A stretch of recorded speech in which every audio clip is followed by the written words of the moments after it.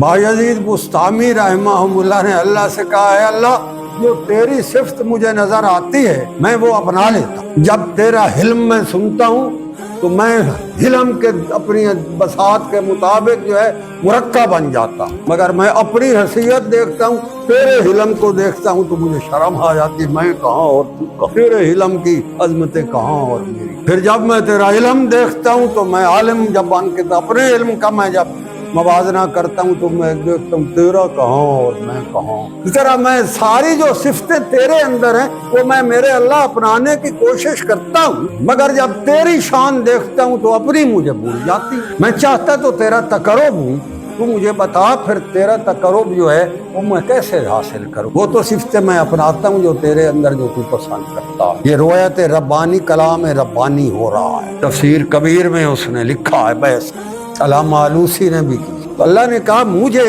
तकर्रुब के लिए मैं उसको पसंद करता हूँ जो उसके अंदर वो सिफ्त हो जो मेरे में नहीं। ये है मार्फत की बात। वो तो बक्के बक्कर है, अल्लाह तेरे में कौन सी सिफ्त नहीं है, तेरी सिफात का तो अंदाजा है।